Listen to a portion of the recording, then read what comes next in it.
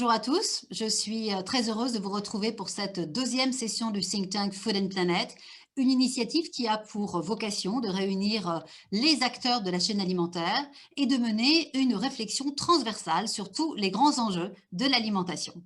Alors, cette deuxième session, elle va s'articuler autour d'une table ronde sur un thème très important, qui est celui de comment l'agriculture et l'alimentation peuvent-elles relever le défi de la neutralité carbone.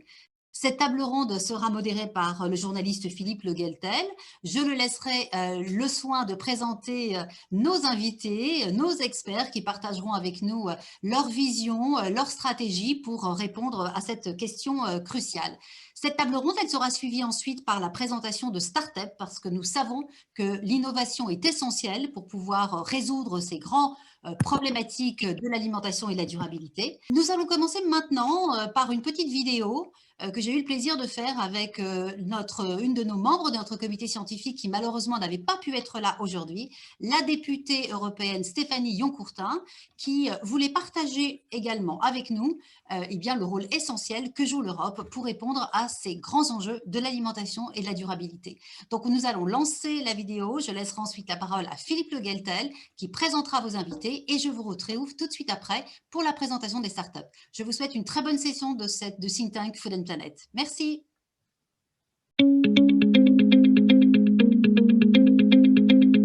J'ai le grand plaisir d'accueillir et de dialoguer avec Stéphanie Yoncourtin. Stéphanie qui est à la fois députée européenne et qui est aussi membre du comité scientifique. Je tiens également à préciser que Stéphanie, vous êtes aussi une élue locale puisque vous êtes conseillère départementale du Calvados. C'est essentiel aussi d'être proche du terrain et c'est en ça que votre rôle est important. Donc permettez-moi tout d'abord de vous remercier, de faire partie de notre comité scientifique. Votre valeur ajoutée est essentielle pour la qualité de nos travaux. Alors Stéphanie, l'Europe, on en parle beaucoup, on sait qu'elle a un rôle fondamental à jouer sur la question de la neutralité carbone. Et c'est pourquoi j'aimerais savoir, pour vous, quel est exactement le rôle de l'Europe? Merci infiniment Valérie pour votre invitation. Je suis ravie de pouvoir m'exprimer à un moment effectivement très important puisque de grands textes relatifs à l'alimentation, l'agriculture et l'environnement vont être discutés et sont en train d'être discutés. Sur le rôle de l'Europe, clairement, l'Europe a un rôle clé à jouer, beaucoup plus, j'allais dire, que la France dans cette bataille environnementale. Pourquoi? Parce que face à ce défi de l'empreinte carbone, l'Europe est davantage influente et puissante qu'un État membre seul. Nous sommes 27 États membres. L'Union européenne, je le rappelle, c'est un marché de plus de 450 millions d'habitants. C'est la deuxième puissance économique mondiale et ensemble, nous sommes en position de force pour imposer nos règles aux multinationales, à nos partenaires. Le Japon et la Chine nous ont d'ailleurs déjà suivis sur cet objectif de neutralité carbone en 2050. Donc, à nous de pousser davantage. On l'a bien compris, l'Union européenne, c'est un échelon 10 fois plus important pour le climat. Notre objectif, c'est de limiter le dérèglement climatique causé par les émissions mondiales de CO2. La France représente moins d'1% des émissions mondiales, l'Union européenne 10% à peu près. Et si nous voulons agir fort, c'est bien au niveau européen que nous devons nous mobiliser dans cette diversité que représente l'Union européenne, mais c'est tout également une richesse. Alors, vous l'avez dit tout à l'heure, il y a des grands textes aujourd'hui qui sont discutés. Quels sont-ils et quels sont les objectifs de ces textes? Effectivement, de nombreux textes qui sont discutés auprès du Parlement européen. J'en citerai principalement 4 pour montrer justement qu'ils se déclinent dans leur grande transversalité. On travaille d'abord sur le Green Deal. C'est le plus grand plan de transition écologique à l'échelle du continent.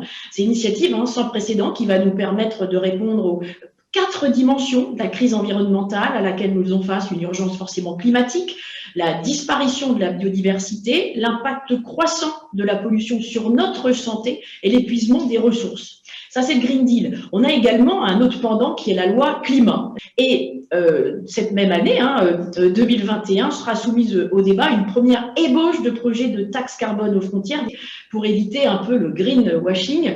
Ce qu'on essaie de faire, c'est de permettre à tous les acteurs financiers une compréhension commune pour déterminer ce qui est ou non une activité verte et leur permettre, plan de relance également oblige, d'investir justement dans ce cercle vertueux et vert. Et Stéphanie, vous êtes, je l'ai dit tout à l'heure, une élue locale. Comment est-ce qu'on arrive à concilier justement l'Europe avec la proximité et la simplification des procédures? La conciliation, elle passe par la concertation.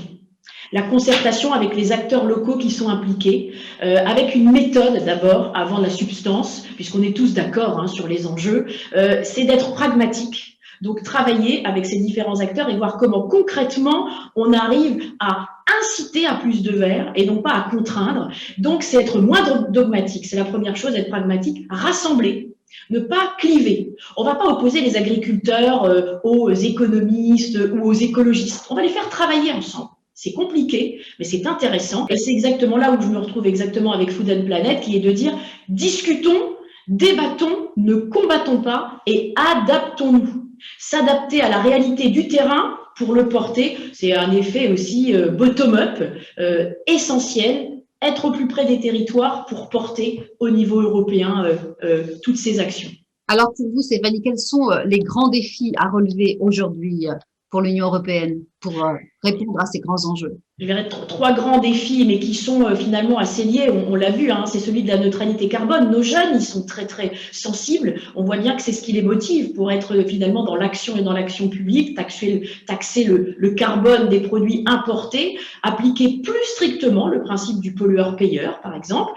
Le deuxième, c'est vraiment se diriger, et ça rejoint aussi ce qu'on discute avec Food and Planet, vers une agriculture qui offre une diversification des cultures en parfaite adéquation avec la protection de l'environnement, rassembler agriculteurs, défenseurs de l'environnement. Je vous remercie beaucoup, Stéphanie. Si je peux me permettre, je voudrais rajouter un point, c'est celui de l'éducation et de la pédagogie, qui me semble aussi essentiel auprès des populations. Tout à fait. Stéphanie, je vous remercie beaucoup pour avoir présenté un petit peu les grands enjeux avant de rentrer dans le débat avec nos invités. Et j'espère vous retrouver très très vite à l'occasion d'une prochaine session du Think Tank Food and Planet. Merci beaucoup, Stéphanie. Merci Valérie. À bientôt et bonne session.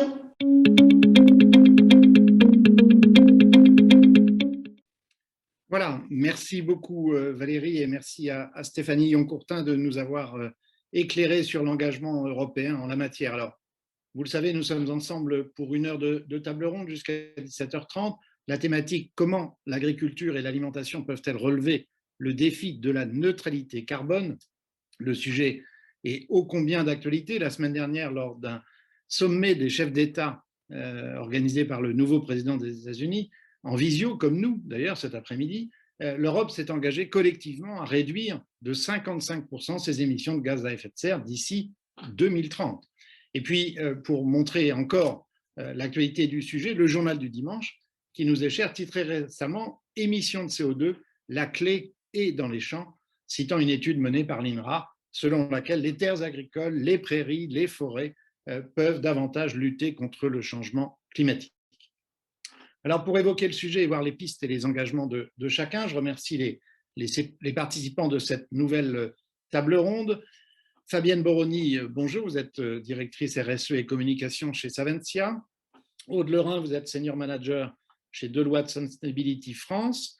Stéphane Travers, ancien ministre de l'Agriculture et de l'Alimentation, député de la Manche. Stéphane Layani, président directeur général de Semaris, qui gère donc le marché international de Rungis, Olivier Touzé, directeur qualité et développement durable Les Mousquetaires, et enfin Pierre Achard, en charge des activités de Smart Agriculture France pour Suez. Merci à tous d'être là et merci aux nombreux participants puisque vous étiez plus de 500 à vous être inscrits pour cette session. Stéphane Travers, je me tourne vers vous. Je le disais, ancien ministre de l'Agriculture et de l'Alimentation, c'est un sujet que vous avez eu à connaître, tant au niveau européen lors de conseils et de sommets, mais aussi au niveau national. Quel rôle peut jouer l'agriculture française face à ce nouveau défi de la neutralité carbone? Bonjour à tous. Vous avez, cher Philippe Le Gueltel, résumé parfaitement les choses dans le titre qu'a mentionné le JDD dans une de ses dernières éditions. La clé est dans les champs. C'est effectivement ça. Et la neutralité carbone, aujourd'hui, c'est un défi que doit et peut, bien évidemment, relever l'agriculture française. Et c'est un objectif qui est, à nos yeux, totalement essentiel. Nous faisons les uns et les autres face aux défis du changement climatique. Et des solutions, bien sûr, existent sur nos territoires, tout en veillant à avoir la meilleure combinaison possible entre les effets positifs sur les productions, sur les milieux, sur les sols et sur la captation de carbone.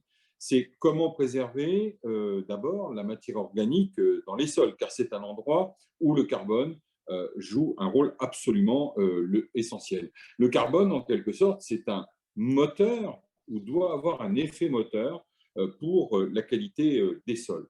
Il y a des solutions qui existent aujourd'hui, c'est alimenter l'activité biologique, valoriser nos effluents d'élevage qui sont trop souvent considérés comme des sources de pollution. Les fumiers, les lisiers, par exemple, sont un formidable engrais et donc appelons-les ensemble des amendements pour aller dans ce sens de cette réduction et de la réduction des émissions de gaz à effet de serre. Et puis, par ailleurs, un des moyens les plus sûrs et les plus durables, par exemple, de rétablir la qualité de l'eau, c'est entretenir et développer aussi la fertilité des sols. Et vous le savez, le ministère de l'Agriculture a lancé le label bas carbone pour certifier les projets de réduction d'émissions de gaz à effet de serre et de séquestration du carbone dans tous les secteurs. La forêt, l'agriculture, bien évidemment, le transport, les bâtiments et bien d'autres. Et je sais que les entreprises qui sont avec nous pourront revenir sur ces sujets. Ce qui veut dire qu'aujourd'hui, le label bas carbone, c'est en quelque sorte le premier cadre de certification climatique volontaire en France et sur tout le territoire national. Il garantit que les projets de réduction ou de séquestration du carbone qui sont réalisés en France contribuent à atteindre nos objectifs nationaux, mais européens et les objectifs mondiaux grâce à des méthodes qui sont aujourd'hui considérées comme crédibles. Et le grand défi, vous l'avez dit, qui est devant nous, c'est d'inciter à changer ces comportements sans opposer les uns et les autres, sans opposer l'agriculture et l'environnement, sans opposer l'entreprise et l'environnement, bien évidemment, mais en aider à la transition en motivant les investissements pour une économie française bas carbone. Et nous devons agir à tous les leviers nationaux, européens, et Stéphanie Yoncourtin l'a très bien rappelé tout à l'heure. Très bien, merci beaucoup Stéphane. Je reviendrai vers vous pour savoir comment on peut mobiliser, convaincre les agriculteurs dans un instant. Aude Lerain, je le disais, vous êtes senior manager chez Deloitte Sustainability France. C'est une équipe de 120 consultants dont 50% travaillent pour les secteurs de l'agriculture et de l'alimentaire, et vous accompagnez les entreprises, les organisations dans une perspective exigeante vers des modèles durables. Alors, quelques mots sur le rôle de Deloitte sur ce sujet et aussi peut-être de poser les enjeux que représente ce défi et comment vous travaillez sur ces sujets. Aude Lerain. Oui, bonjour à tous. Effectivement, donc je travaille chez Deloitte Sustainability France. Aujourd'hui, on a une grosse activité effectivement de conseil et d'accompagnement de nos clients privés et publics dans cette transition vers le développement durable et notamment dans la transition agroécologique. Nous, on va travailler à la fois pour les différents acteurs et les différents maillons des filières, que ce soit pour des coopératives, pour des transformateurs, pour des distributeurs ou pour des restaurateurs. Et avec l'objectif, comme vous le disiez, de travailler sur la réduction de l'empreinte environnementale des produits alimentaires, mais aussi notamment de l'empreinte carbone. Du coup, sur ces sujets, nous intervenons, comme je vous l'ai dit, à différents niveaux de la supply chain.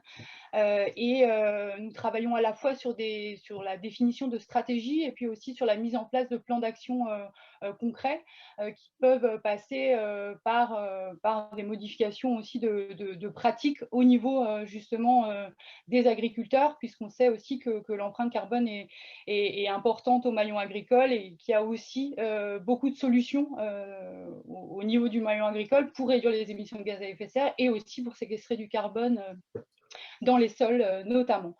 Donc, quand on travaille avec nos différents clients, on va retenir finalement 3 enjeux ou 3 types d'actions sur lesquelles on va pouvoir travailler.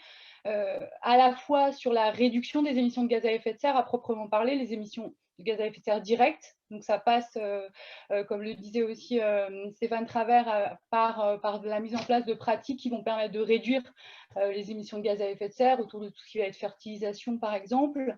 On va aussi du coup pouvoir travailler sur le volet séquestration carbone, qui est un vrai sujet et qui représente un fort potentiel aussi de stockage de carbone et pour atteindre la neutralité carbone sur les territoires.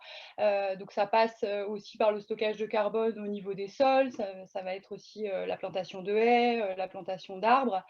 Il va y avoir aussi un troisième enjeu, je dirais, qui est sans doute l'adaptation au changement climatique, parce qu'il ne faut pas oublier aussi qu'aujourd'hui, on ressent déjà, notamment au niveau du maillon agricole, les effets du changement climatique, avec notamment des problématiques liées à la météo ou aussi des baisses de rendement qui sont constatées dans différentes régions françaises. Et pour tout ça, il faut aussi réfléchir dès à présent sur qu'est-ce qu'on peut faire et comment on adapte aussi nos productions pour justement intégrer cette dimension climatique.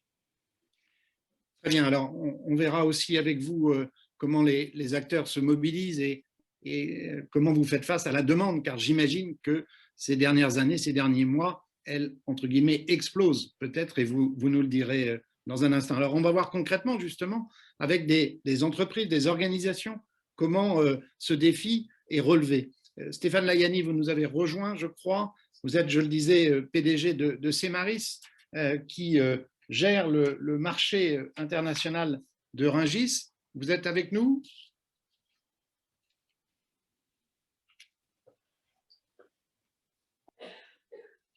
Alors, peut-être que votre micro n'est pas ouvert, je ne vous vois pas, mais est-ce que vous m'entendez? Il est là. Là, est-ce que ça marche? Eh bien, écoutez, on vous entend parfaitement. Bonjour à tous. Bonjour à tous. Comment allez-vous? Très bien. Je venais vers vous donc suite à l'intervention d'Aude Lerain pour entendre concrètement comment les entreprises, les organisations s'adaptent à ce défi. Donc, je le disais, vous êtes PDG de Semaris, l'entreprise qui gère donc le marché international de Rungis. C'est le plus grand marché du monde. C'est 1200 entreprises, je crois, 12 000 salariés et un petit chiffre d'affaires qui tourne autour de 10 milliards. Ai-je bien résumé ce qu'est Rungis? Oui, vous avez très bien résumé, Philippe. En fait, nous, on est totalement engagés pour aller beaucoup plus loin dans la neutralité carbone. Alors, comment justement Rungis relève ce défi? D'abord, il faut commencer par la base, c'est qu'on a déjà une empreinte carbone extrêmement faible parce qu'on massifie les flux, on recycle 99% de nos déchets.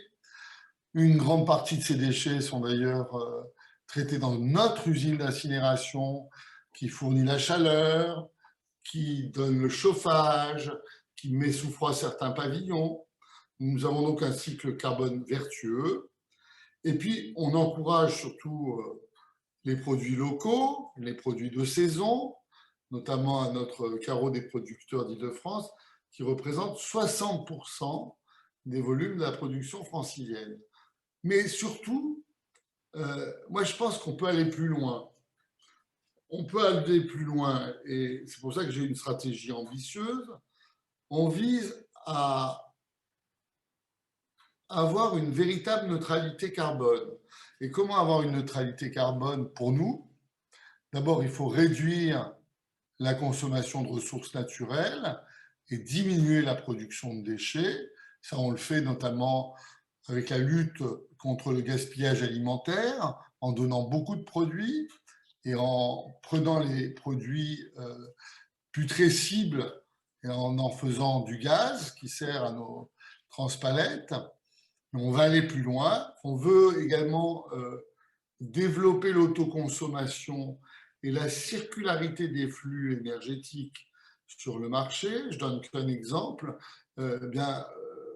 Évidemment, on a la plus grande station hydrogène d'Europe et bientôt, on va récupérer les eaux de pluie, on va produire cet hydrogène qui va permettre de refroidir les caisses froides des gros porteurs. Et enfin, le dernier point qui est très important si on veut aller beaucoup plus loin, c'est qu'il faut favoriser des flux logistiques bas carbone. Parce que la logistique, évidemment, est indispensable. Au-delà de la pollution, des contingences qui déplaisent aux uns et aux autres, on est obligé d'avoir cette logistique amont et aval, la logistique du dernier kilomètre. Et donc, nous, on favorise dès aujourd'hui des livraisons, par exemple, en dernier kilomètre avec des vélos cargo. Et puis, bientôt, on aura des solutions qui sont extrêmement économes du carbone. Et donc, tout ça fait que ça permet de réduire l'empreinte carbone du plus grand marché du monde, 3 millions de tonnes de produits chaque année qui nourrissent évidemment la région capitale. Il ne faut pas oublier que nous avons 18 millions de consommateurs et que ces 18 millions de consommateurs, ils sont concentrés dans un tout petit timbre-poste qui est la région parisienne. Je terminerai en disant que sur ces questions logistiques, on travaille de façon étroite, et Stéphane le sait, il a été ancien ministre, avec le gouvernement, notamment avec le ministère des Transports, mais aussi avec le ministère de l'Agriculture, mais aussi, et je le souligne, avec la région Île-de-France et la ville de Paris, ainsi que la Fédération des marchés de gros. Et j'ai fait une réunion la semaine dernière, non pas pour faire une réunion, mais pour faire des vraies propositions concrètes au gouvernement. Et j'ai réuni tous les logisticiens de l'amont et de l'aval, les transporteurs, les grossistes, pour lancer un cycle de travail, pour qu'on ait un véritable impact à terme. Et donc, c'est toute la chaîne on parle de la supply chain, c'est toute la chaîne qui doit s'engager. Et il ne suffit pas d'avoir des injonctions, il faut faire comprendre aux acteurs de la chaîne que c'est leur intérêt. Et pour avoir ça, il faut qu'on travaille sur la logistique propre, j'en ai parlé, sur la logistique mutualisée, une meilleure coordination des acteurs. Et enfin, il y a un petit détail auquel Jean Castex, le Premier ministre, est très attaché, c'est le train des primeurs. Vous avez tous entendu parler de cette ligne qui approvisionnait Rungis depuis Perpignan et qui nous apportait chaque année 400 000 tonnes de fruits et légumes du sud de la France, et qui a été interrompue de façon très injuste par la SNCF. Et donc, on est en train d'y travailler. On aura bientôt des bonnes nouvelles. Je laisse la primeur au Premier ministre, évidemment, à annoncer sur ce train des primeurs. Mais évidemment, si on relance le fret SNCF, évidemment, l'empreinte carbone de beaucoup d'activités agricoles, il ne suffit pas de produire les produits, il faut aussi les amener aux consommateurs. Malheureusement, dans le nord de la France, à part évidemment la Manche, il ne pousse pas grand-chose. Et donc, si on veut manger des produits maraîchers, des bons fruits en toute saison, on a besoin du train des primeurs. Voilà, on donne le là sur ces questions, on donne le là. Parce qu'évidemment, toutes ces marchandises qui viennent du Sud viennent par camion. Et donc, le train serait effectivement une excellente solution. Oui, ça nous économiserait, cher Philippe, 25 000 camions sur les routes chaque année. C'est pas rien. Ah non, c'est pas rien. Vivement le train, vivement le train. Fabienne Boroni, vous êtes directrice RSE, je le disais, et communication de Saventia. Saventia, c'est un groupe familial au chiffre d'affaires de 5,5 milliards d'euros et 23 000 collaborateurs dans le monde, dont je crois à peu près 10 000 en France. Et vos marques connues, Elévir, Caprice des Dieux, Saint-Moré, donc fromage et produits laitiers. Alors, il est intéressant de voir aussi avec vous, Fabienne, comment une entreprise répond à cette question, à ce défi, qui est aussi de plus en plus sensible chez les consommateurs. Oui, tout à fait. Merci Philippe. Les consommateurs veulent des produits qui soient responsables, bien évidemment, et nous, on a, pour l'empreinte, en ce qui concerne l'empreinte carbone, qui est un de nos axes prioritaires en matière de démarche RSE, nous avons 3 axes principaux. Bien sûr, travailler aux côtés de nos éleveurs laitiers pour les accompagner dans une démarche bas carbone sur leurs exploitations. Le deuxième volet, ce sont nos emballages, puisqu'il faut aussi réduire, bien sûr, l'empreinte environnementale liée aux emballages. Et le troisième axe, c'est nos sites, notre empreinte industrielle. Avec les producteurs de lait qui sont bien sûr extrêmement conscients et qui travaillent beaucoup sur les pratiques, le groupe Savencia a développé depuis 2011 une démarche pour les accompagner, qu'on appelle démarche de production laitière durable, avec un diagnostic qui a été développé avec l'INRA, qui comprend des indicateurs dont l'empreinte carbone, la biodiversité, la fertilité des sols, la gestion durable de l'eau. Et on accompagne donc les éleveurs dans l'amélioration de ces pratiques. En 10 ans, puisqu'en fait ça fait 10 ans, en 10 ans, on a pu, avec les éleveurs sur l'ensemble de notre collecte laitière, économiser l'équivalent de 250 000 tonnes d'équivalent carbone. Donc c'est quand même très significatif, c'est un travail qui est vraiment remarquable. Et cette année, notre méthode d'estimation de l'empreinte carbone des exploitations laitières vient d'être reconnue par le ministère de la Transition écologique et éligible au label bas carbone. Donc, ça va permettre de continuer sur ce travail de bas carbone avec les éleveurs laitiers. Les emballages, c'est un deuxième axe qui est très important. On a beaucoup d'emballages. Et donc, nous visons d'avoir 100% d'emballages recyclables en 2025. On est assez bientôt, mais on est assez content parce qu'on a une très forte mobilisation de toutes les équipes sur ce sujet. Et aujourd'hui, on est à 86%. Donc, c'est un beau résultat. On travaille sur d'abord réduire à la source, puisque c'est quand même la meilleure façon de réduire l'empreinte carbone, c'est d'économiser du plastique et des emballages. La recyclabilité, l'utilisation de matériaux recyclés, renouvelables. Pour vous donner 2 exemples, sur un produit qui a été extrêmement plébiscité ces derniers mois, qui est la raclette Richemont. La raclette Richemont, on a retravaillé complètement le plateau en fait, des tranches de raclette et ça fait une économie de 110 tonnes par an de plastique et de bois. Quand on lance des nouveaux produits, on conçoit des emballages maintenant totalement éco-conçus. On a un nouveau beurre Elevir qui vient d'être lancé et qui est 70% de son emballage est fait avec des matériaux renouvelables. Donc ça, c'est un axe qui est vraiment très, très important. Et puis, le troisième enjeu, c'est notre empreinte industrielle. On a beaucoup de sites en France et donc on a énormément de projets, notamment de rénovation des installations énergétiques pour réduire, pour la décarbonisation en fait, de ces sites industriels. Donc là, il y a énormément de projets dans ce domaine. Et je voudrais juste aussi mentionner le fait qu'on a beaucoup, nous on est très provinciaux, on est dans toute la France et près des vaches, à la campagne, et il y a beaucoup d'actions qui sont menées dans nos filiales en lien avec les territoires locaux. Et c'est vraiment un travail très, très en partenariat. Je vous dis juste un exemple, notre fameux Caprice des Dieux, qui est fabriqué à Illoux, en Haute-Marne. C'est une région très verte. Le Caprice des Dieux est fabriqué avec du lait qui est collecté autour de la fromagerie. Les emballages, ils sont fabriqués dans les Vosges. Et ils sont 100% du carton recyclé.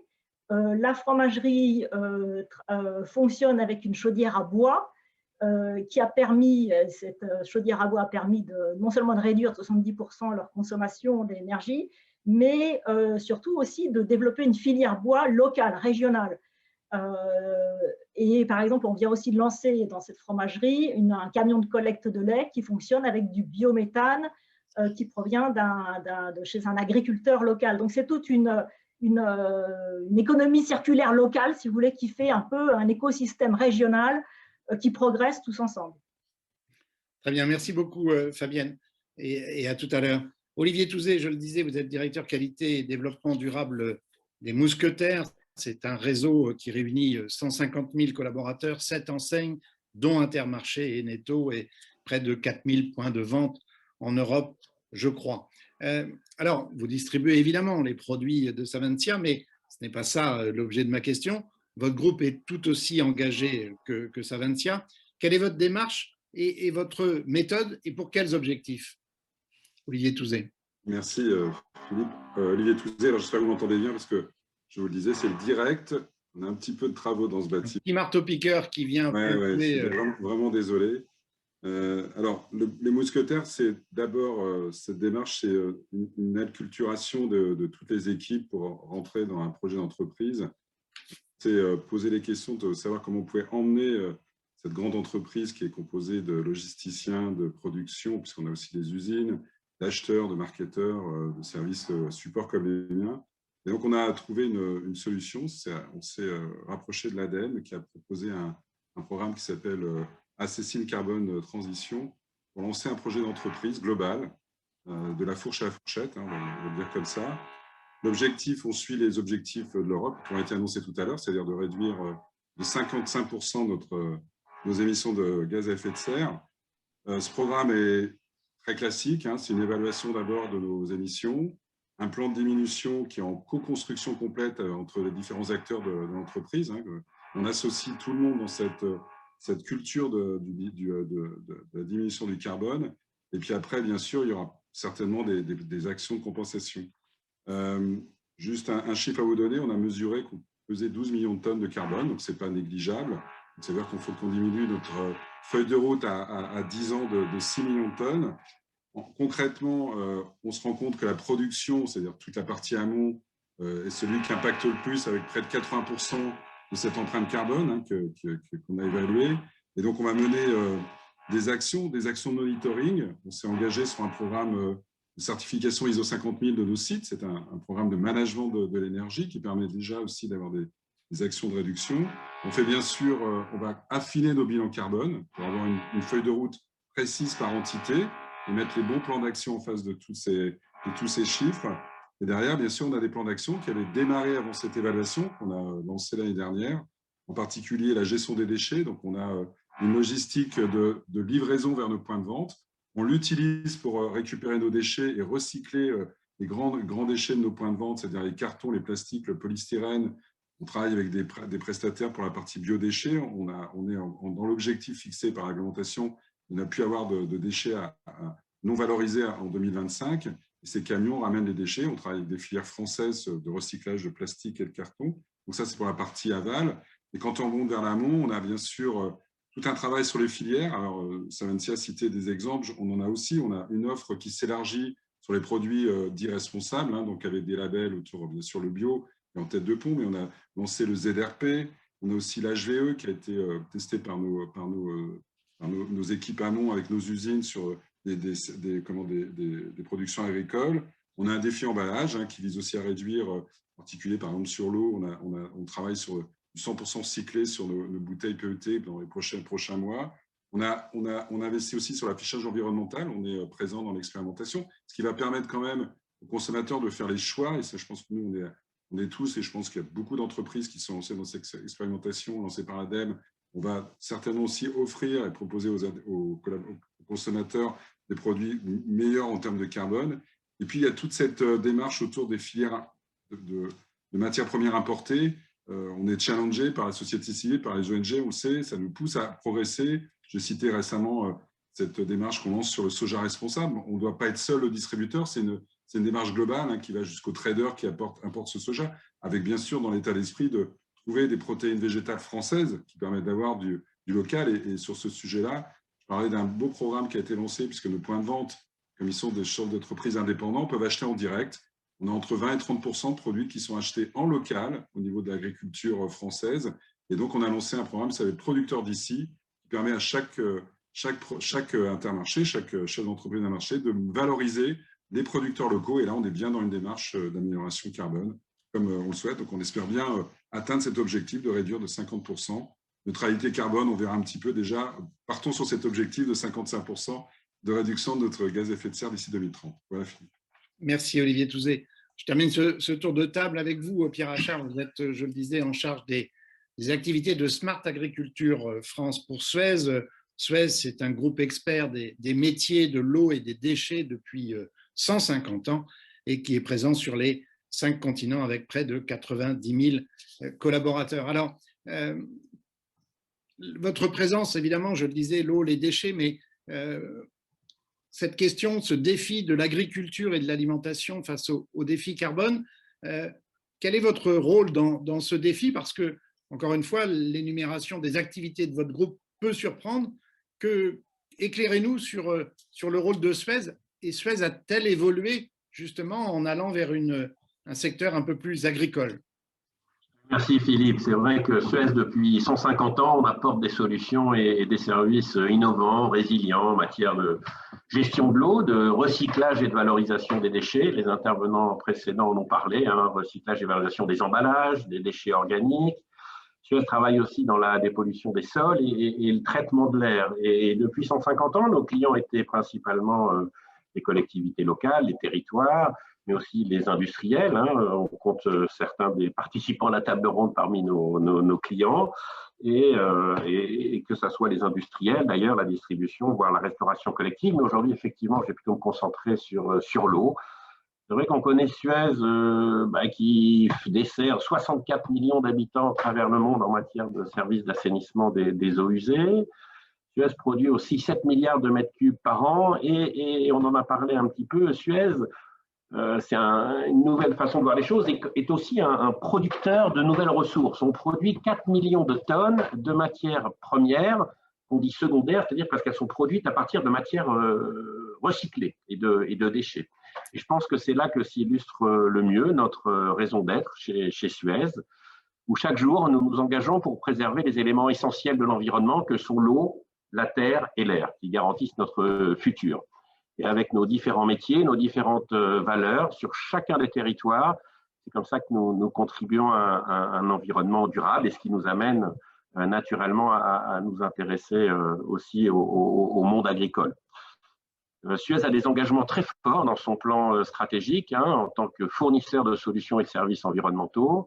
Le premier, c'est de réduire de 45% les émissions directes et indirectes de gaz à effet de serre de nos propres activités d'ici 2030. Mais aussi, en deuxième point, je voudrais mentionner ça, parce que c'est de faire éviter à nos clients 20 millions de tonnes de CO2 par an en 2030. Et c'est ça, le métier de Suez, c'est de travailler pour ses clients et de contribuer à leur réduction de leur impact environnemental.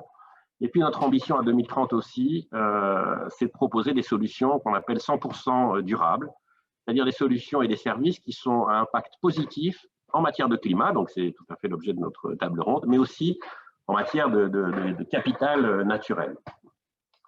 Pour aller dans ce sens, Suez a créé en 2020 une nouvelle entité au sein du groupe, une entité qui s'appelle Smart and Environmental Solutions, qui a pour but d'accélérer le développement et le déploiement de nos solutions innovantes en matière digitale et environnementale. Et ce troisième pilier, il est très important parce qu'il est à côté des piliers traditionnels historiques que sont l'eau et les déchets.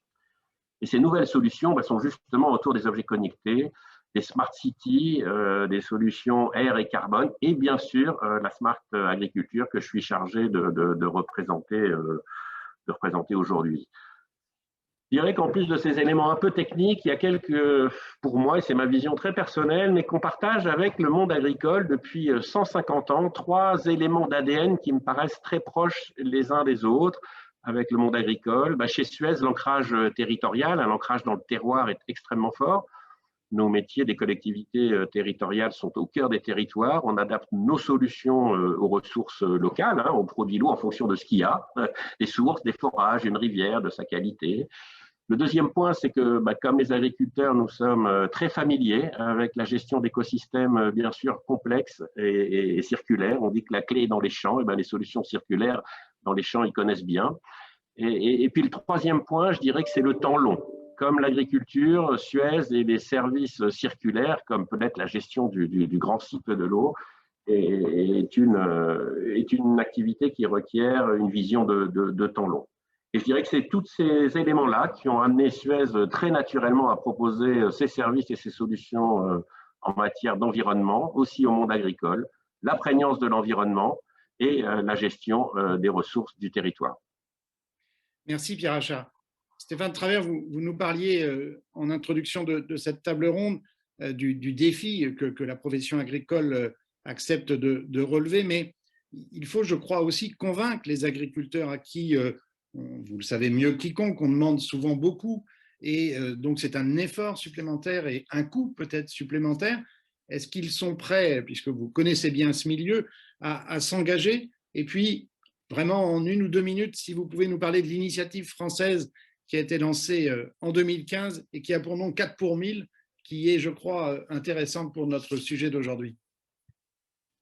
Oui, bien sûr, mais je pense que nous devons entraîner l'ensemble de nos agriculteurs vers ces engagements. Ils doivent s'engager dans le label bas carbone en augmentant, par exemple, la matière organique des sols par des techniques agronomiques qu'ils maîtrisent parfaitement et qu'ils souhaitent par ailleurs, on le voit régulièrement, promouvoir. C'est l'agroécologie, c'est l'agriculture de conservation, c'est le HVE dont on parlait tout à l'heure dans les dernières interventions. En élevage ou en culture végétale, il est possible aujourd'hui d'utiliser ce qu'on appelle l'agroforesterie, en plantant des haies, ce qui favorise aussi notre biodiversité, ou bien évidemment en valorisant les effluents d'élevage à travers les prairies permanentes, la méthanisation, ce qui permet aussi de faire en sorte qu'on puisse réduire aussi l'utilisation d'engrais chimiques. Et toutes ces initiatives, elles ont quelque part un impact positif global. Mais les exploitations, elles doivent être bien évidemment accompagnées financièrement dans leurs projets qui soient certifiés label bas carbone par des entreprises ou par des collectivités, et ça a été abordé tout à l'heure. Donc une certification par des entreprises ou des collectivités qui souhaitent compenser leur émission de CO2 grâce à des crédits carbone.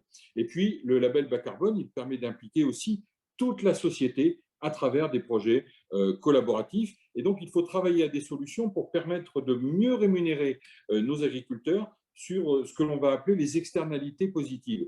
Et donc, on a Stéphanie Yoncourtin, il faisait allusion tout à l'heure, mais le futur Green Deal qui vise à atteindre la neutralité carbone de l'Union européenne en 2050 étudie aujourd'hui la mise en place des futurs paiements de la PAC sur le carbone séquestré.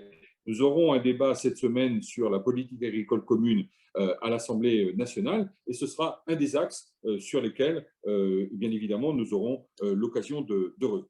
Et puis, vous m'invitez en 2 minutes, et il faudrait énormément de temps, en 1 minute même, pour vous parler de l'initiative 4 pour 1000. Moi, j'ai travaillé avec cette association internationale du 4 pour 1000 lorsque j'étais ministre de l'Agriculture et ça a été lancé par la France lors de la COP 21 en 2015 et ça fédère les acteurs volontaires du public et du privé pour lancer des actions concrètes sur le stockage du carbone dans les sols et les pratiques pour y parvenir.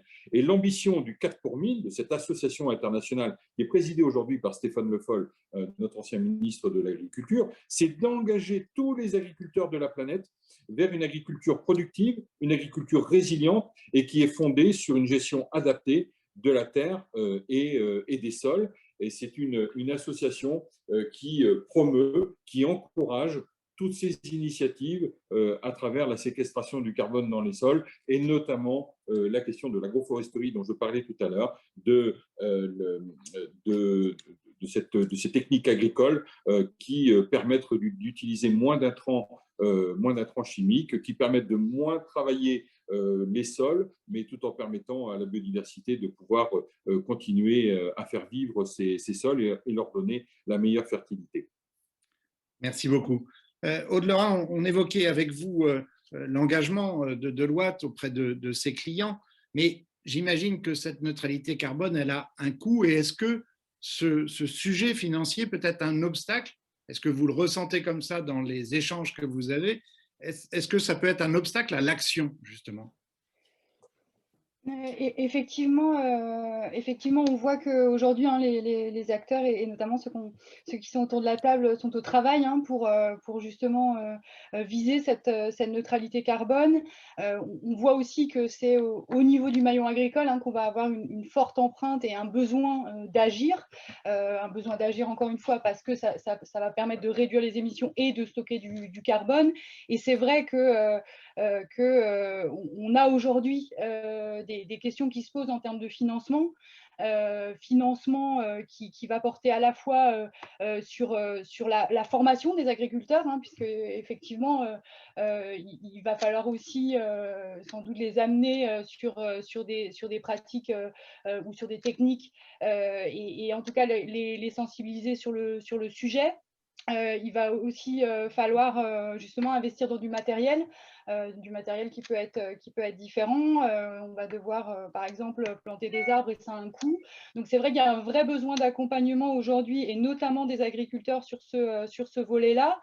Ce qui est intéressant aujourd'hui, c'est qu'on a des solutions de financement. On parlait du label bas carbone et c'est vrai que c'est un outil très intéressant parce qu'il permet justement à des acteurs à la fois d'ailleurs du monde agroalimentaire et alimentaire, mais aussi à des acteurs et des entreprises non alimentaires d'investir, de financer des projets.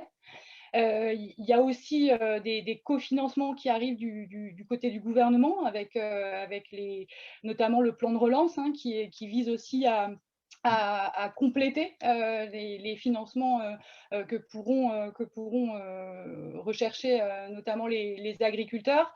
Mais tout ça aussi, ces mécanismes nécessitent aussi d'être appréhendés par tous les acteurs parce que ce n'est pas simple, comment on compte, qui valorise, qui dépose les dossiers. Il y a besoin aussi de cet accompagnement, on va dire, administratif pour justement que chacun puisse bénéficier de ces financements et finalement aille taper à la porte des bons guichets pour réussir justement cette transition et que les agriculteurs et les coopératives y trouvent aussi leur compte.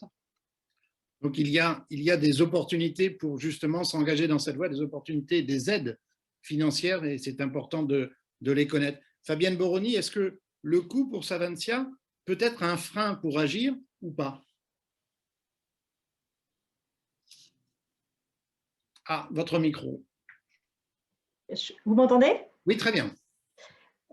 Quelqu'un disait tout à l'heure qu'on n'a plus le choix et de toute façon, nous, on intègre la démarche RSE, elle fait partie complètement intégrante de notre stratégie et aujourd'hui, tous nos projets intègrent en amont du développement durable. Donc, que ce soit des projets industriels, des projets de nouveaux produits,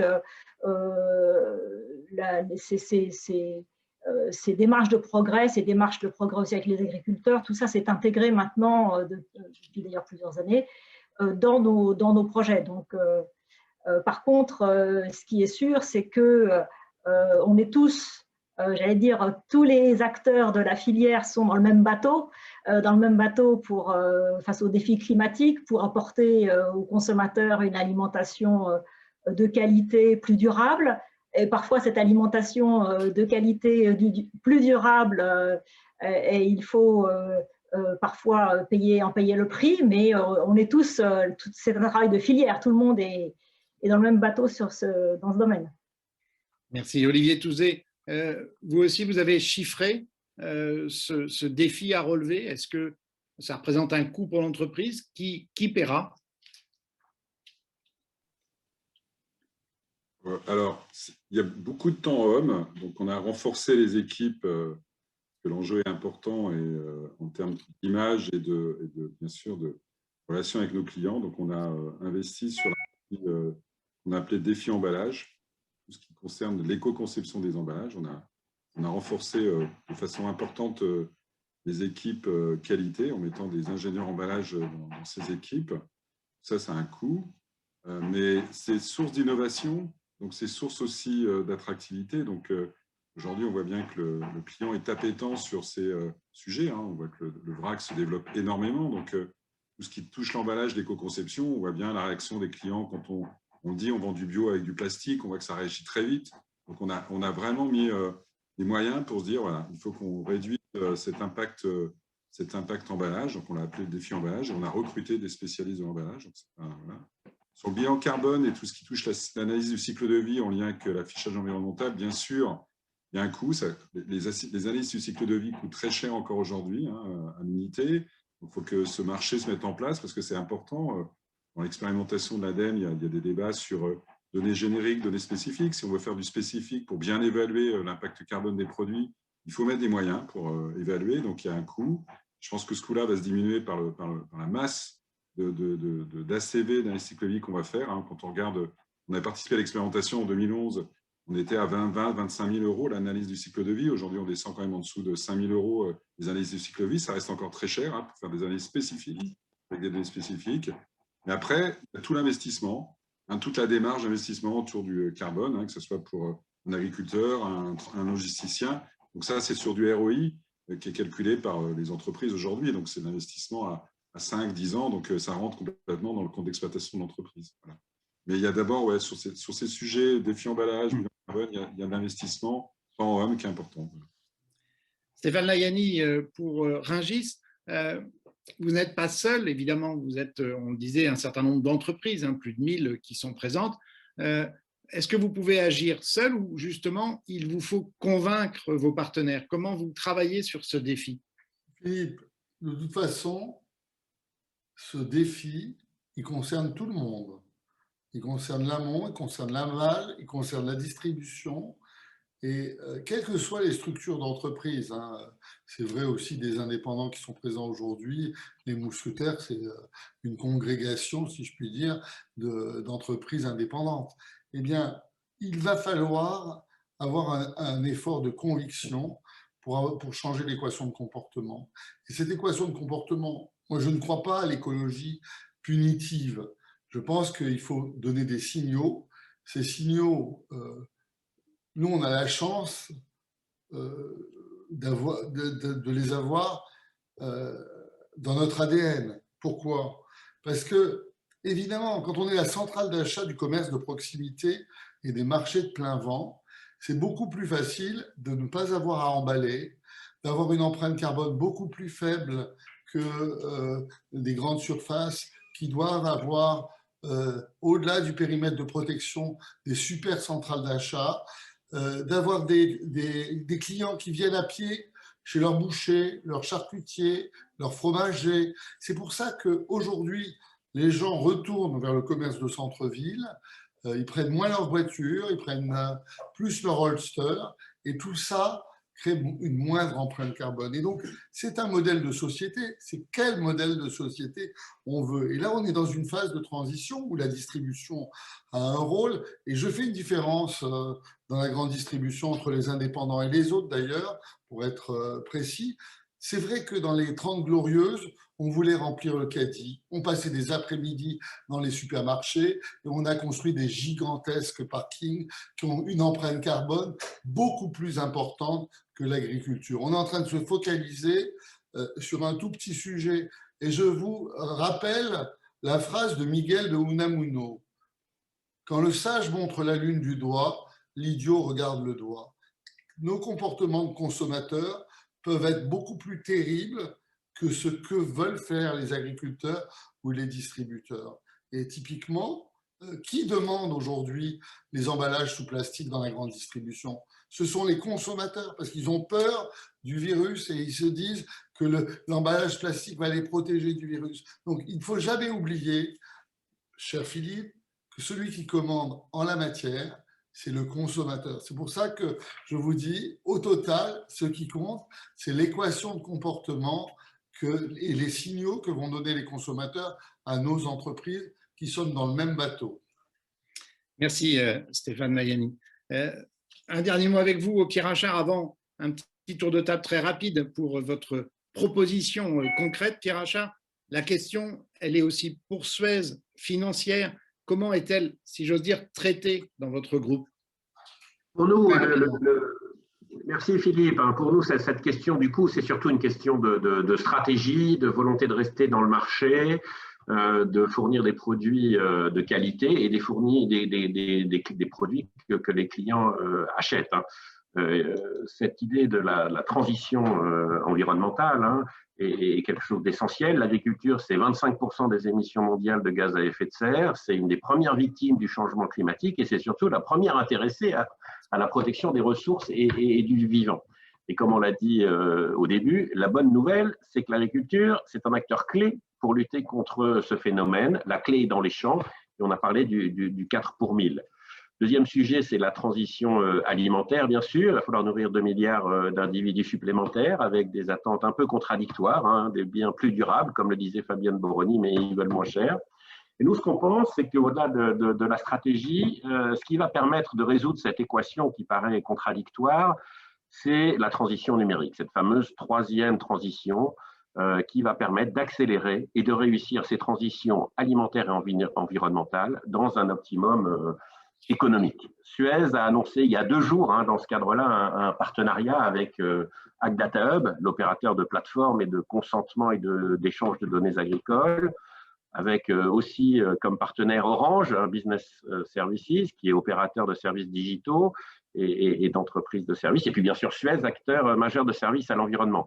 Et l'idée, c'est qu'à 3, hein, chacun avec ses capacités complémentaires, l'agriculture, le numérique et chez Suez l'environnement, c'est de faire émerger les solutions accélératrices de la transition numérique du secteur agricole, avec des solutions innovantes, qui seront basés sur des technologies et des objets connectés pour l'environnement. Et c'est là où ça devient, je pense, assez intéressant, et c'est que non seulement ça va être une question de coût, mais pour les agriculteurs, ça peut aussi être une question de revenus. En effet, certaines pratiques agricoles vertueuses contribuent aussi à lutter contre le changement climatique. Elles apportent des bénéfices à l'ensemble de l'humanité, par exemple avec le stockage du carbone dans le sol, le fameux 4 pour 1000 dont parlait Stéphane Travers tout à l'heure. Et donc, ces pratiques vertueuses, l'idée, c'est que nos solutions qu'on construira à 3 permettront aux agriculteurs de bénéficier de dispositifs comme les paiements pour services environnementaux qui rémunèrent justement ces pratiques préservant l'environnement. Les 3 partenaires s'engagent à proposer, bien sûr, ces solutions dans la continuité des initiatives professionnelles, mais le but, c'est d'industrialiser ça pour le déploiement avec les acteurs économiques. Donc, on pense que les technologies numériques constitue un levier pour favoriser ces mécanismes de paiement et de rémunération additionnelle que cela peut apporter aux agriculteurs. Très bien, vous venez de signer cet engagement il y a juste 2 jours, donc c'était très bien de nous en parler. Alors, un petit tour de table rapide, il nous reste 2 minutes, donc 15 à 20 secondes chacun. Quelles propositions concrètes vous aimeriez faire partager sur ce défi de la neutralité carbone? Je commence par vous, mesdames. Qui commence? Aude ou Fabienne? Allez-y, Aude. Je veux bien commencer. Ah bah, Fabienne, allez-y. Excusez-moi. Non. Moi, une proposition très, très pragmatique. Nos emballages sont recyclables à 86%, je vous ai dit tout à l'heure. Et on a un problème, c'est qu'en fait, très peu de filières de recyclage existent, trop peu en France, pour recycler des emballages plastiques en dehors des bouteilles. Et il faudrait aussi une barquette de beurre et lévire ou un pot de rillettes Bordeaux-Chenel, ils sont recyclables et ils ne sont pas recyclés en France. Ils le sont dans d'autres pays. Donc, on a, voilà, la proposition très simple, c'est de développer les filières de recyclage d'emballage en France. Très bien. Et pour la citation des marques, je dis bravo. Aude Lorrain. Pardon, oui, effectivement, en termes de propositions, j'entends dans les débats qu'on a ce besoin, quoi qu'il en soit, de mutualiser. Alors, l'organisation de cette table ronde aujourd'hui est intéressante parce que justement, on partage aussi ensemble entre acteurs des filières pour voir un peu comment ça avance, mais en tout cas, je pense que ce serait intéressant de réfléchir peut-être en interfilière ou en tout cas de mutualiser notamment l'accompagnement des agriculteurs à la fois en termes de financement et peut-être d'accompagnement technique, puisque ce sont souvent les mêmes agriculteurs qui vont fournir des filières différentes et qui vont du coup approvisionner différentes filières. Voilà. La mutualisation. Olivier Touzé. Pardon. Moi, j'ai un souhait. Je pense que le bilan carbone, c'est un peu général. C'est trop large par rapport à cette problématique produit. J'espère qu'on va vite sortir, comme on l'a fait, on était porte-parole du NutriPass et du Nutri-Score pour la nutrition. On va vite sortir un affichage segmenté pour les filières afin que nos équipes se mettent en chantier d'amélioration parce que ça nous aide. Ça nous aide à améliorer l'impact carbone de nos produits, que les consommateurs fassent les choix leur sont propres pour bien choisir les produits. Donc, vite, mettons-nous au travail et arrivons à trouver un consensus sur l'affichage environnemental dans les prochains mois. Voilà. Très bien, merci. Stéphane Layani, très court. Ben, écoutez, moi, je vais être très court. Il faut imposer et généraliser un label carbone sur les produits. Comme ça, on saura de quoi on parle, tout simplement. Merci. Pierre Achard? Tout à fait d'accord avec ce qu'on vient de dire. Moi, comme vous l'avez entendu, je suis un convaincu. Pour moi, la proposition, c'est de renforcer l'économie circulaire, bien sûr, au sein du secteur agricole. Et là, on a tous un rôle à jouer. Nous, les industriels, pour proposer des solutions techniques, le secteur agricole pour renforcer les pratiques circulaires, comme le retour au sol des matières organiques, et le consommateur, qui est un acteur avec ses choix et ses actes de consommation. On est chacun un consommateur. On peut favoriser les boucles vertueuses et réduire le gaspillage alimentaire. Stéphane Travers, j'ai commencé par vous, je finis avec vous. Quelle serait votre proposition en 20 secondes? Un homme politique sait en 20 secondes parler. Les propositions concrètes, c'est accompagnement technique et financier, Aude Lorrain le disait. C'est la méthode Carbone Agri, par exemple, qui est labellisée à ce jour. C'est 400 éleveurs qui s'engagent dans l'amélioration de leurs pratiques avec un potentiel de réduction de 71 000 tonnes de CO2. Et puis des projets régionaux comme Carbontic, qui est en train de se développer dans la région Grand Est. Et ce sont ces initiatives territoriales, nationales, qui permettront de répondre à nos engagements communs. Merci beaucoup. Merci à toutes et tous d'avoir participé à cette table ronde. Valérie, nous avons un peu débordé, mais d'ici quelques secondes, je crois, commence une présentation de start-up, puis de 17h45 à 18h30, 3 ateliers de travail, dont un en anglais. Et je vous laisse la parole, Valérie, pour suivre ce déroulé. Merci beaucoup, cher Philippe. Merci beaucoup à tous les intervenants pour leur participation, pour leur engagement. J'ai retenu quand même de cette table ronde plusieurs points, que ces défis finalement concernent tout le monde, que ce soit les pouvoirs publics, l'amont, l'aval, les agriculteurs, l'agroalimentaire, la distribution, les consommateurs aussi en particulier, que cette transformation elle a un coût, mais qu'elle peut néanmoins se transformer en nouveaux revenus, que c'est une piste qu'il ne faut pas négliger, et qu'effectivement aujourd'hui, eh bien, il faut aussi agir concrètement et faire de la pédagogie auprès du consommateur, puisque si j'ai bien compris, c'est le consommateur qui commande, et que nous avons en face de nous un défi qui est un défi sociétal. Dans quel type de société nous voulons vivre, et comment est-ce que nous voulons conserver donc, la nature demain pour qu'elle puisse continuer à nous alimenter. Donc, merci beaucoup en tout cas pour cette table ronde très riche, et nous allons donc maintenant présenter des startups, parce qu'effectivement, vous l'avez tous dit, il y a un défi technologique important, et donc je vais avoir le plaisir d'accueillir maintenant 3 startups.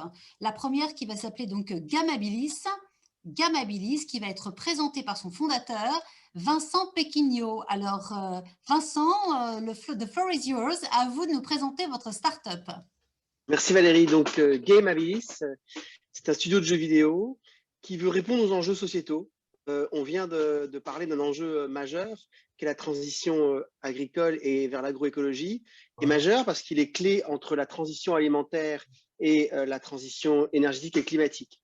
Notre conviction, c'est que le jeu vidéo, c'est un levier puissant de changement dans la société. Changer le regard des joueurs, mais de l'ensemble de la société sur les problématiques qui nous entourent, mobiliser chacun et chacune dans ces changements. Donc, depuis 5 ans, avec mon associé Marianne Tostivin, on fait des jeux vidéo sur différentes thématiques, l'alimentation durable, la diversité et l'agroécologique. Cette année, nous lançons donc ce jeu qui s'appelle Roots of Tomorrow. C'est un jeu de simulation et de stratégie. On a rassemblé des acteurs très larges. Le ministère de l'Agriculture qui nous a accordé son haut patronage, l'INRAE qui nous accorde sa direction scientifique, les filières aussi, le Crédit Agricole. Et tous ces partenaires ont cofinancé un jeu qui va permettre à chacun d'entre nous de gérer sa ferme, de gérer la transition de sa ferme vers l'agroécologie. 10 ans pour faire une agriculture plus durable. Donc Vincent, il s'adresse à qui exactement votre jeu? Donc aux agriculteurs? Alors, ce jeu, il s'adresse à tous. En fait, il y a 2 niveaux de jeu. Il y a un niveau de jeu, on va dire, plus simple pour le grand public.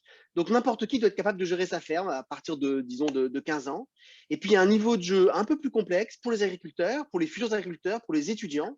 Et c'est un jeu qui va être déployé dans les lycées et dans l'enseignement supérieur, également la formation continue auprès des agriculteurs, pour les aider à prendre conscience de l'aspect systémique de la transition agricole et de l'aspect global de la vision qu'il faut avoir. Mais ça d'une manière tout à fait simplifiée et tout à fait graphique. Donc, je crois qu'on avait prévu de mettre quelques images du jeu. Voilà, et donc je vais pouvoir commenter. Donc il va y avoir, c'est un jeu ancré dans le réel, c'est-à-dire que c'est pas une ferme générale qui est n'importe où. On a réellement une exploitation agricole en Bretagne avec des cochons. On va avoir des moutons en PACA et on va avoir des ovins dans le Grand Est. Là, vous voyez les premières images du jeu. Il va aussi intégrer un scénario d'agriculture urbaine, parce que c'est aussi la réalité de la transition agricole. Donc, ce scénario, pour le financer, nous avons lancé une campagne sur Ulule pour récolter 15 000 € et nous sommes à 80% à quelques jours de la fin de notre campagne. Donc, on attend vos soutiens. Puis, je voulais profiter que vous m'ayez donné la parole pour ce Food Planet pour annoncer que on va proposer à tous les contributeurs, on va faire un tirage au sort parmi tous les contributeurs pour venir découvrir l'exploitation agricole d'un agriculteur qui se qualifie comme paysan-chercheur, qui est Félix Noblia, qui, dans le sud-ouest, crée une voie intéressante qui conjugue l'agriculture biologique et l'agriculture de conservation des sols, qui sont souvent opposés. Et lui, il crée une voie qui prend un peu le meilleur de chaque agriculture. Donc, Félix nous accueillera dans son exploitation. Il nous aide pour le jeu avec Ferme d'Avenir. Il accueillera et il présentera donc à un gagnant l'exploitation agricole. Donc, voilà, écoutez, allez participer. Merci beaucoup, Vincent. Peut-être que même vous, avec Food Planet, on va faire une session chez vous. Alors, Vincent, alors, en tout cas, vous pourrez retrouver donc, le lien vers Gamabilis sur notre site Internet. Merci beaucoup, Vincent.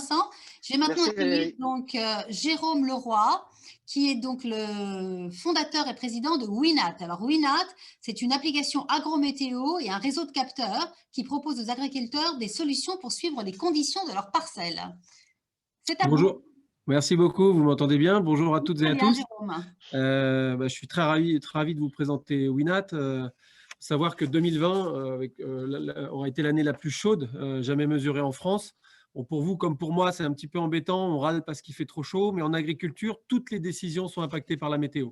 Choisir la bonne date pour semer, savoir quand protéger ses cultures contre une maladie, irriguer au bon moment, la météo est partout. C'est la clé de voûte du métier d'agriculteur.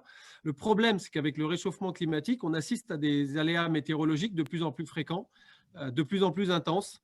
On croit que les agriculteurs ne veulent ou ne savent pas comment réduire leur impact environnemental, mais c'est faux. On a en France un vrai savoir-faire avec des agriculteurs qui sont à la fois chefs d'entreprise, agronomes, comptables et bien plus encore. La réalité, c'est qu'ils ont une seule récolte par an pour la plupart. Ils n'ont pas le droit à l'erreur. Quand il y a un risque, quand ils protègent, ils irriguent, c'est par sécurité, c'est pas par choix. Alors, quand j'ai créé Winat il y a 7 ans, j'avais un objectif simple, c'était redonner aux agriculteurs la liberté de choisir. Cette liberté, elle passe par l'accès à une donnée fiable sur la météo, sur le sol, sur les plantes. Et cette donnée, Winat l'apporte à l'agriculteur grâce à une application et des capteurs connectés qu'il va placer directement dans son champ.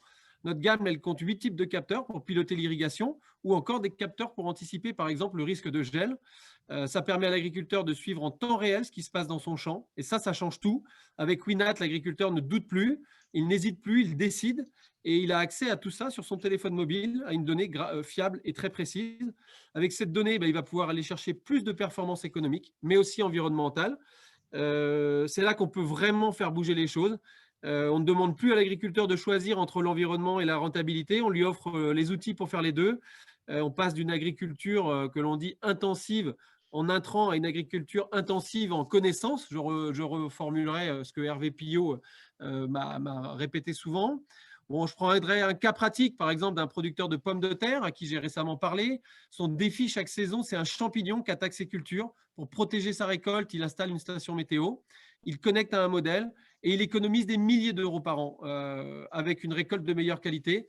Au final, pour nous, c'est ça l'essentiel.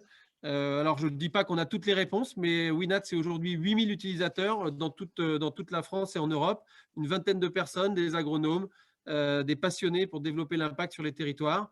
Derrière chaque capteur et abonné, on a aussi des agriculteurs, hein, c'est leur quotidien. Vous avez bien pu suivre l'actualité avec les problématiques de gel. On est là pour les aider grâce à la technologie. au service d'une agriculture durable citoyenne. Merci Voilà, beaucoup, donc merci beaucoup Jérôme. Alors, je voudrais répondre parce qu'il y a beaucoup de messages qui nous disent oui, mais alors on parle beaucoup d'agriculteurs, mais il n'y a pas d'agriculteurs aujourd'hui. Alors, je tiens à dire que la première session, il y avait le président de la FNSEA qui était là et que nous avons aussi plusieurs agriculteurs qui participeront aux ateliers tout à l'heure. Donc voilà, ils sont présents dans les ateliers que nous aurons tout à l'heure. Merci beaucoup Jérôme. J'aimerais maintenant donner la parole à Consensio et à son directeur général, Vincent Rosso. Donc Consensio propose un outil de digitalisation pour la chaîne alimentaire. C'est une plateforme numérique révolutionnaire pour la vente des fruits et légumes. Donc c'est à vous Vincent. Oui, bonjour, merci beaucoup. Je vais partager mon écran si me le permet. Juste une seconde, est-ce que c'est possible? Voilà, très bien. Est-ce que vous voyez mon écran? Non, pas encore. Pas encore, voilà, j'y arrive. Voilà, donc merci beaucoup pour l'invitation. Je viens vous parler de Consentio, donc la plateforme digitale de la filière fruits et légumes que nous avons montée avec mon associé il y a donc de ça bientôt 4 ans. Avec l'esprit, bien sûr, de challenge du 21e siècle qu'on connaît bien, l'eau et la nourriture. Donc, en fait, ce n'est pas une nouvelle pour vous qu'un tiers de la production agricole est perdu ou gaspillé chaque année. C'est une nouvelle pour personne qu'avec 25% ce qui est gaspillé en nourriture aux États-Unis et en Europe, on pourrait nourrir 1 milliard de personnes et que 25% de l'eau propre qui est utilisée pour produire des aliments qui ne seront jamais consommés. Donc, devant ce constat, effectivement, quelles sont les solutions que vous pouvez mettre en place? Donc, la FAO a défini les grandes lignes un peu pour le futur de l'alimentation et l'agriculture, en passant par la lutte contre le changement climatique, la lutte contre la pauvreté, les systèmes alimentaires plus efficaces, etc.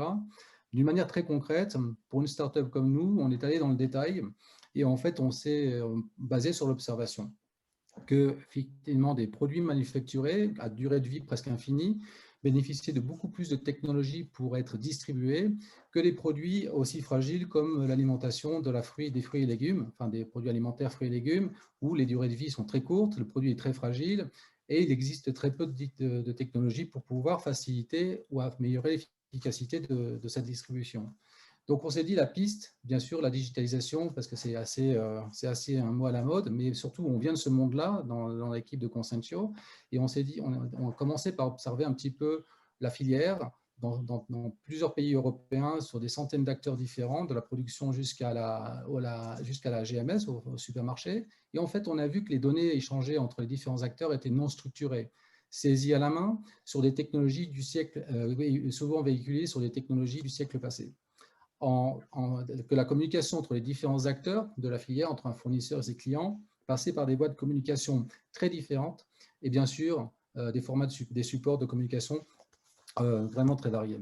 Donc, qui amène beaucoup de chaos, d'erreurs et donc du coup, du point de vue de Consentio, on s'est dit fournissons une solution qui permet d'unifier la communication, où on peut retrouver tout l'ensemble des formats qui sont échangés, donc un seul point d'accès, dont tous les échanges puissent être fluidifiés entre les différents acteurs de la filière, mais aussi autour d'un langage de description de produits alimentaires commun, pour qu'on puisse bien se parler entre nous sans se tromper, sans faute, sans malentendu, et qu'on puisse faciliter les exports, partager ce que l'on produit bien ici en France ou en Europe vers d'autres pays, et que celui qui reçoit cet aliment puisse bien avoir une bonne définition du produit. De la même manière, on s'est vu que ça pouvait répondre aux besoins de transparence du consommateur. Et bien sûr, qui ne mesure pas ne peut pas l'améliorer. Donc, offrons une plateforme technologique digitale qui permet de mesurer l'existant pour chaque acteur de la filière, de manière à pouvoir préparer son futur, mais aussi celui du futur de la filière.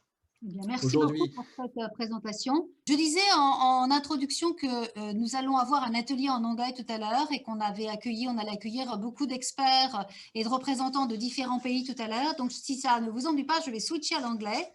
And I'm really happy to welcome now Max Leveau, which is the Chief Operating Officer of Forward Fooding. And Forward Fooding is the world's first collaborative platform fostering innovation via food tech, data intelligence, and corporate startup collaboration. So please, Max, are you here? Yes, I am. Hi, Max. Good evening, everyone. Welcome to Food and Planet. And the floor is yours. Could you just present what you're doing with Forward Fooding? Yes, thank you. Thank you very much for having me. Hi, everyone. So my name is Max Levaux. I'm the CEO of Forward Fooding. I'm going to be very brief on what we do to go straight into the meaty part of things. But essentially, as you mentioned, Valerie, we are like a consulting business operating in the agri-food tech sector. Our team is spread across different places in Europe, from London to Barcelona and Rome, where I'm based right now.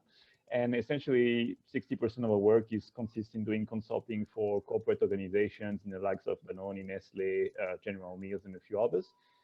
Doing data intelligence services. We have a platform that we actually sell to our clients. And then activating a community of food tech startups on a global scale. We have this Food Tech 500 competition we've been running for 2 years now, with the aim of giving visibility to the sector as a whole and creating a community of startups. So which means that our startup, they can contact you if they want to be part of your contest. Okay. Absolutely, absolutely. But before I talk about what we do at Forward Fooding, I don't want to explain too much on that. I'm going to stay straight going to talk about what food tech is all about, and I think the whole topic of the conference, and I'm sure you already sort of like started talking about some of these numbers. You can see my screen, right? No, not yet. Oh, not yet. Okay, just give me 1 second.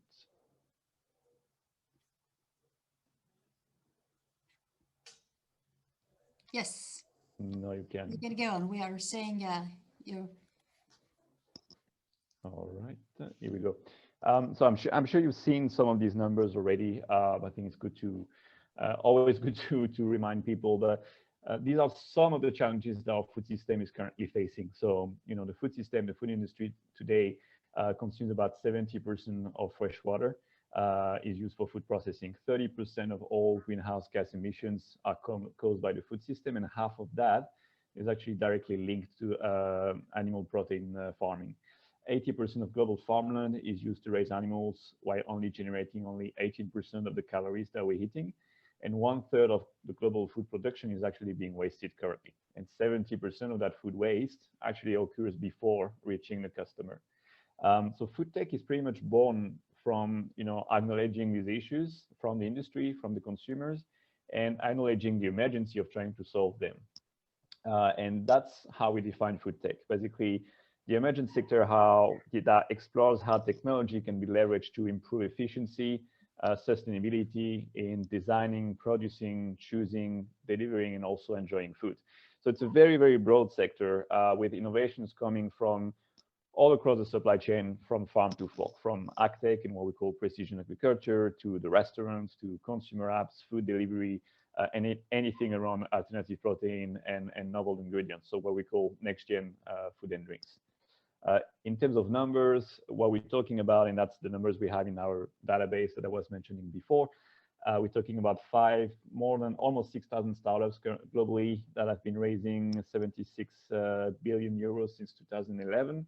And 19 billion only in 2020. That has been like a record year for the food tech industry, despite the whole pandemic situation.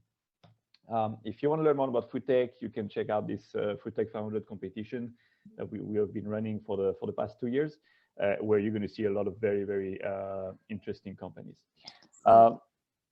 Yeah. Yeah, well, thank you very much, Max. I mean, so this is very important if you're a startup, because we know that we have a lot of startup here and you want to participate to the contest. I mean, you can also reach Max to be part of it. A last word, maybe, Max? Well, actually, yeah, I was supposed to start deep diving. Oh, okay, sorry, I thought you had finished. Yeah, I was allowed 8 minutes. I'm trying to fit that in. So now I think, I just wanted to take a few angles to explain to you what food tech is about and basically quote interesting examples of startups across the globe. So, I know you sort of started talking about regenerative agriculture and how it is important to move towards a more sustainable practices when it comes to agriculture and encouraging biodiversity, amongst other things. But there are some technologies out there, and this is what agtech is all about at the end of the day, that actually allow to build a more efficient agricultural system and explore new ways of growing food. Automation in the farm, for example, that's a French company called Nayo Technologies that actually boosted their sales during the pandemic due to the shortage of labor in the farm. But we've seen a huge boost for all companies building automations and farming robots, basically, that really allow farmers to optimize their crops. Then there's a good segment of the agtech sector called ag biotech, with this company called Biotalis, for example, that basically consists in making biofertilizers and bio crop protection solutions, and also working on seed genetics to produce more efficient crops that basically preserve the soil and prevent soil erosion on the long term. Is what is actually damaging our soil and agriculture today. So all the green biotech companies is a very big segment of the food tech sector. Then there's everything on precision farming and what we call remote sensing. So today we have lots of companies like CropX that are basically accumulating many different layers of data to allow farmers to make better decisions, to optimize irrigation, to optimize fertilizing their fields, and build the crops more efficiently. And then we have the whole topic about vertical farming. Obviously, that it's a system that allows to use 70% less water and basically grow food on every surface with different techniques. That's a company that is actually growing food inside former bomb shelters in London, and they grow about 20 tons of greens per year and sell their products in retailers. Then if we talk about carbon footprint, we have to talk about alternative protein. Lowering our carbon footprint will require to replace as much of the industrial meat production with alternative protein. In 2050, the FAO estimates that there will be 9.7 billion people to feed on the planet, and that actually translates into a 76% increase in protein intake. So we can't just rely on meat, on traditional meat, otherwise it would be an environmental disaster. And the industry starts realizing that $3.1 billion have been investing in alternative protein only last year. And a recent study estimates that 60% of the meat market will be alternative meats by 2040. So you mostly have three types. Everyone knows about, Impossible Foods and Beyond Meat. So it's all about plant-based. Here we have an example of Ura, which is a Spanish company that actually has been conquering the Spanish market very recently, but they initially worked on chicken meat. Then you may have heard of cellular agriculture and meat grown in labs. That's a company called one of many. This one is called Aleph Farm, based in Israel. But something less known about alternative protein is protein fermentation. So there are companies working on different ingredients from fungi and mushrooms to algae to hair protein. So this company called Solar Foods, they actually have invented a process to upcycle carbon dioxide to turn into a protein powder. And fermentation techniques are quite likely to be more, scalable in the long term. And then we also have insects. I know there are lots of French people in the call, but one insect is one of the key players in the insect industry. At the moment, insect protein is mostly used for animal feed and pet food, but it's getting more and more traction. I think, by the way, that we have some people from Insect here in the conference, by the way. Well, so congrats to them then. Yeah. And then the last angle I just want to talk about is food waste. I mentioned before, 70% of the waste occurs before actually reaching the customers. And issues are coming from all over the supply chain and are very different when you move from one country to the other, obviously. But the estimated value of food waste is about $1.3 trillion. And the FAO estimates that if you were to convert that into carbon footprint, food waste would be like the third largest emitting country in the world.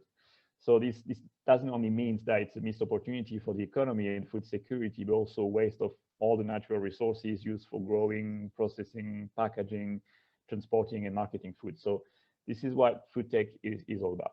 Well, thank you very much. I'm sorry, Max, because we were a little bit late, so we will have to move forward. Thank you very much for this very interesting and presentation of all the angles of the food tech. But I'm sure you will come back for other session of the think tank where you will have the opportunity to present what you're doing.